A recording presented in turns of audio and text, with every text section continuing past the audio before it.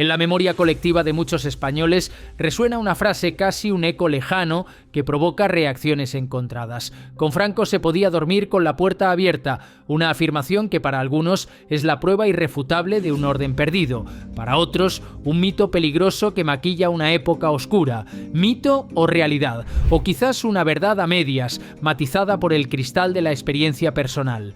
Hoy no venimos a juzgar, sino a entender. Nos embarcaremos en un viaje al siglo XX español, ese periodo convulso y fascinante, para desentrañar qué tipo de delitos preocupaban a la sociedad, cómo se castigaban y, sobre todo, cómo se percibía esa paz en las calles. No se trata de idealizar un pasado que tuvo sus luces y sus sombras, sino de comprender las raíces de esa añoranza por un orden que, según la voz popular, hoy parece brillar por su ausencia. Prepárense, porque lo que vamos a descubrir es mucho más complejo de lo que parece a primera vista.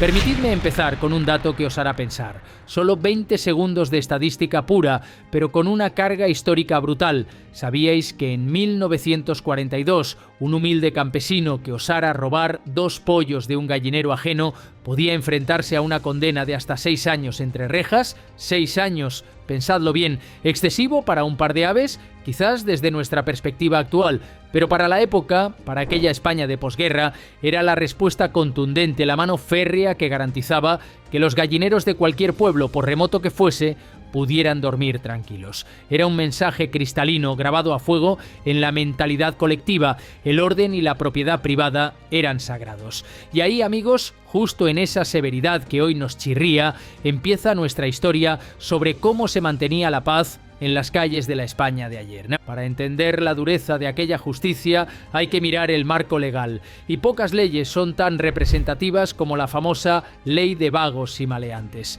Aunque su origen se remonta a 1933, fue tras la Guerra Civil cuando se perfeccionó y se aplicó con una contundencia implacable. Esta ley no solo perseguía la vagancia o la mendicidad, iba mucho más allá. Convertía en delito el simple hecho de no tener un oficio conocido o de llevar una vida que no se ajustara a los cánones de la moral y el trabajo establecidos. Es decir, si no tenías un trabajo digno o eras percibido como un elemento socialmente peligroso, lo que a menudo incluía a minorías étnicas o a personas con estilos de vida alternativos, te exponías a graves consecuencias. Y no hablamos de una pequeña multa o un aviso. ¿Qué va? Las penas eran severísimas. Podían ir desde el internamiento en campos de trabajo, donde la disciplina y el esfuerzo físico eran la norma, hasta trabajos forzados en obras públicas construyendo carreteras o presas. El mensaje que se enviaba a la sociedad era inequívoco, grabado a fuego en la conciencia de cada ciudadano. El que no trabaja no solo no come, sino que además se expone a perder su libertad y su dignidad. El temor a la gandulería, a la improductividad, actuaba como un primer y poderoso muro de contención contra la delincuencia. Se buscaba una sociedad ordenada, laboriosa y sin parásitos, y esta ley fue una herramienta fundamental para cimentar esa visión. El objetivo era claro: erradicar cualquier atisbo de marginalidad que pudiera percibirse como una amenaza al orden social establecido. La posguerra, como bien sabemos, fue una época de penurias extremas en España. El hambre, una realidad cruda y palpable, disparó los conocidos como hurtos famélicos. Robar un mendrugo de pan o un saco de patatas no era un acto de maldad, sino de desesperación. Sin embargo, la justicia de entonces no hacía distinciones. Permitidme un ejemplo real que ilustra esta dureza. En 1941, los tribunales de Lugo juzgaron a una mujer que había sustraído un saco de harina. Sin antecedentes penales, sin un historial de delincuencia, simplemente empujada por la necesidad. Su condena: 4 años de presidio, 4 años por un saco de harina. Esta dureza, que hoy nos parece desproporcionada, tenía una lógica para la mentalidad de la época: disuadir a toda costa. La propiedad privada era sacrosanta y la ley no dudaba en protegerla con una mano férrea. De hecho, la tasa de robos con violencia en zonas rurales se mantuvo ínfima durante la década de los 40. El dueño del campo sabía que el Estado protegía su cosecha, su ganado, sus bienes, con una contundencia que no admitía réplica.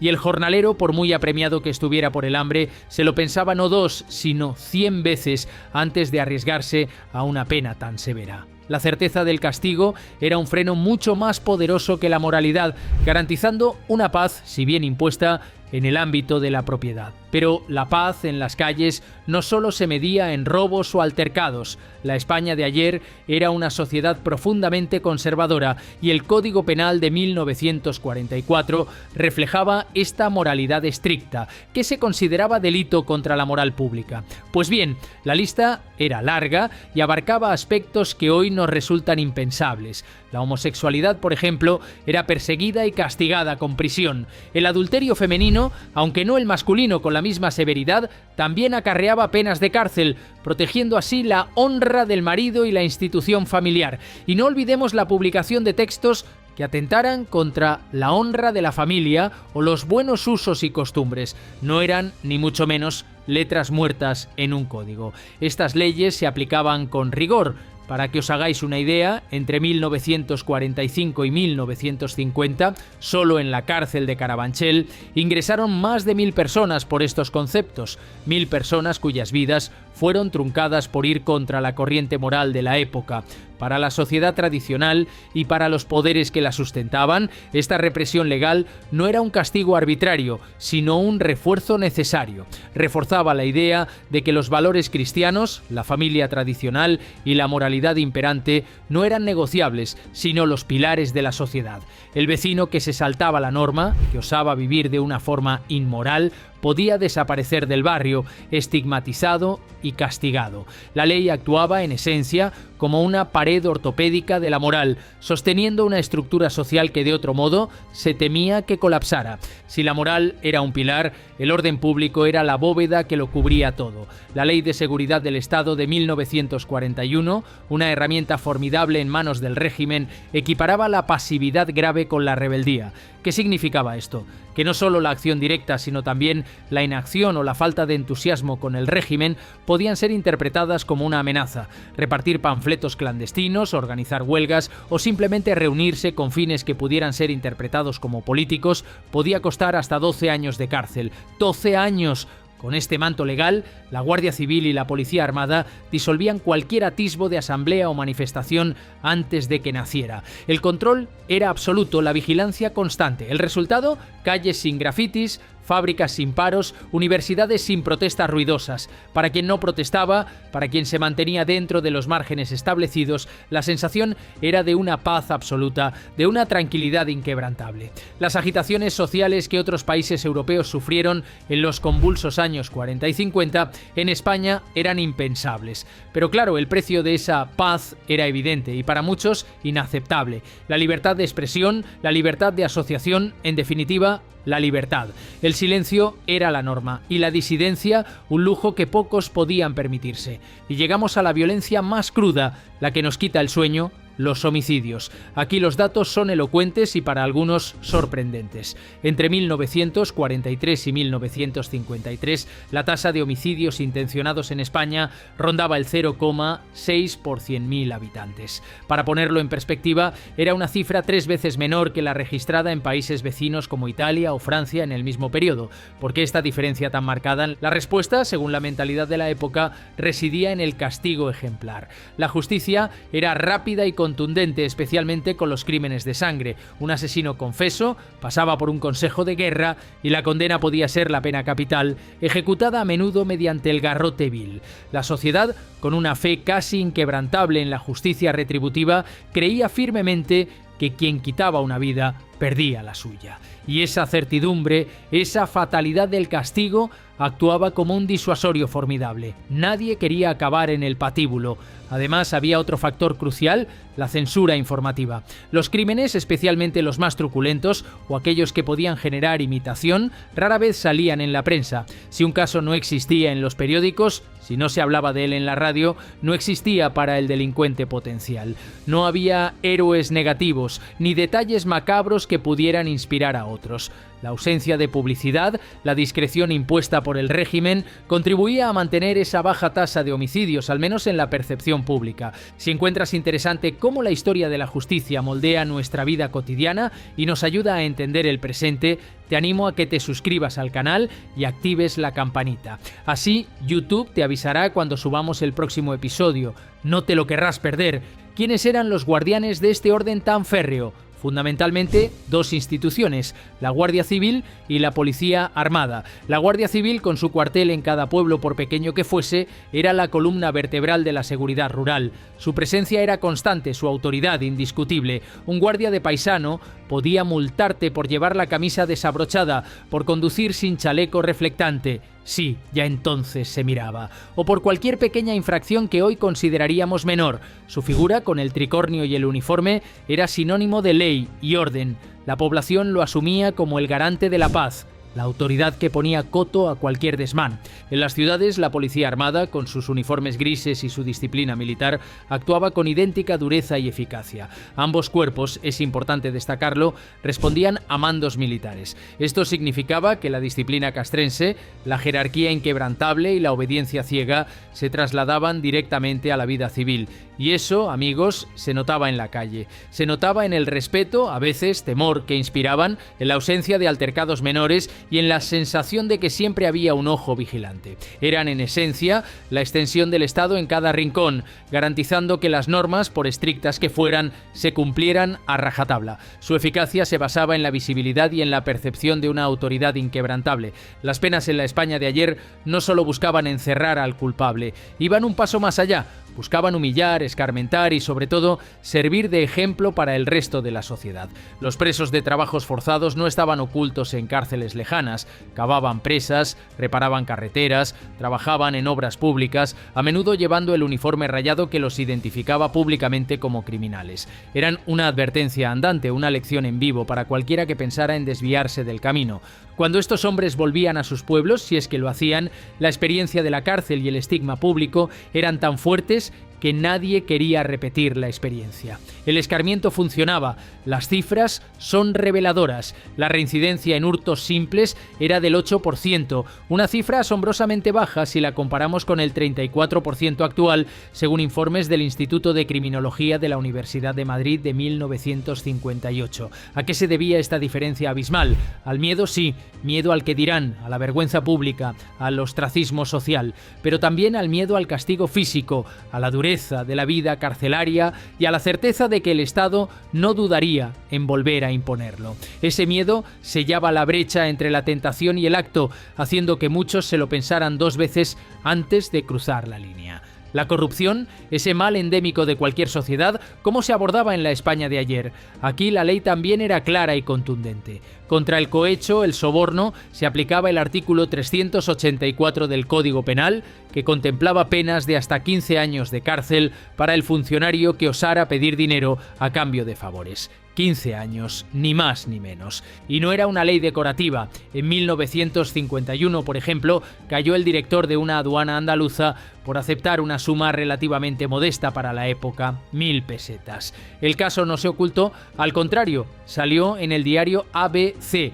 un periódico de referencia, y el gobierno, lejos de proteger al funcionario, lo ejecutó de inmediato, es decir, lo cesó y lo procesó con una celeridad pasmosa. La contundencia contra la corrupción, especialmente cuando afectaba a altos cargos, reforzaba la confianza del ciudadano común. Si hasta el director de una aduana podía caer por un soborno, el pequeño comerciante o el obrero de a pie creían que el sistema, dentro de su dureza general, era justo en su aplicación. Se buscaba transmitir la idea de que nadie estaba por encima de la ley y que la integridad de la administración era intocable, un pilar más de la estabilidad y el orden. ¿Crees que una justicia más firme, más contundente, reduciría la delincuencia actual o los tiempos han cambiado demasiado? Cuéntame abajo tu experiencia, tus reflexiones. Me encanta leer vuestros puntos de vista y abrir el debate. Antes de que el policía o el guardia civil tuvieran que intervenir, a menudo ya había un primer filtro, una policía invisible, operando en el corazón de la sociedad. La familia. La autoridad paterna en aquella España patriarcal era casi absoluta y, lo que es más importante, estaba respaldada por la ley. El padre podía denunciar a un hijo por desobediencia o por mala conducta, y la ley, con su visión tradicional de la estructura familiar, respaldaba su decisión. Esto creaba una poderosísima red de control social. Antes de que un joven pensara en delinquir o en desafiar las normas, su propia familia, con el padre a la cabeza, actuaba como un freno. La amenaza de la deshonra familiar, del castigo doméstico y el conocimiento de que la autoridad externa El guardia, el cura, el maestro, apoyaría a la familia, eran disuasorios muy efectivos. La escuela, la iglesia y el propio guardia reforzaban el mismo mensaje de manera constante. Quebrar la norma no era solo un delito contra el Estado, sino una traición al orden establecido por Dios, la patria y, por supuesto, los mayores. Esta cohesión social, basada en la jerarquía y el respeto a la autoridad, era fundamental para mantener una disciplina que desde la cuna preparaba al ciudadano para acatar las reglas de la sociedad. Pero como en toda historia, hay otra cara, una que no podemos ni debemos ignorar. No todo era paz idílica. No todo era tranquilidad para todos. Para quien pensaba distinto, para quien no encajaba en el molde, la España de ayer podía ser, y a menudo lo fue, una auténtica prisión a cielo abierto. El control ideológico era asfixiante, la censura, una mordaza constante que silenciaba cualquier voz disidente. La represión sexual, como vimos con los delitos contra la moral pública, generó un sufrimiento real, íntimo y profundo en miles de personas. El mismo Código Penal que protegía al campesino de un hurto famélico era el que castigaba sin piedad al homosexual, al sindicalista que luchaba por los derechos de los trabajadores o a la mujer que, en su desesperación, buscaba divorciarse de un maltratador, algo, por cierto, ilegal entonces. Hablar de puertas abiertas solo tenía sentido si uno encajaba perfectamente en el estrecho molde que la sociedad y el régimen habían diseñado. Si te salías de ese guión, si eras diferente, la cerrazón era total, la represión brutal. Para ellos, la paz en las calles no era más que la ausencia de su propia libertad y la imposición de un silencio forzado. Así, amigos, se mantenía la paz en las calles de la España de ayer, con una mezcla potente de disciplina ejemplarizante, una vigilancia constante y un consenso social, o una imposición según se mire, que aceptaba el orden por encima de cualquier atisbo de disidencia. Para muchos, aquellos que se ajustaban a la norma, la tranquilidad era tangible, una realidad que añoran. Para otros, aquellos que no encajaban, el precio de esa paz era su propia libertad, su identidad, su dignidad. Nostalgia y pesadilla convivían paradójicamente bajo el mismo techo, bajo el mismo cielo. Comprender esta complejidad, este delicado equilibrio entre orden y libertad, nos ayuda a preguntarnos hoy, en nuestro presente, qué parte de esa firmeza, si es que alguna, queremos o podemos recuperar. Pero sobre todo, nos obliga a reflexionar sobre la importancia de no caer en los excesos que ya pagaron con creces nuestros abuelos, porque la historia, al final, siempre tiene lecciones que ofrecernos, si estamos dispuestos a escucharlas.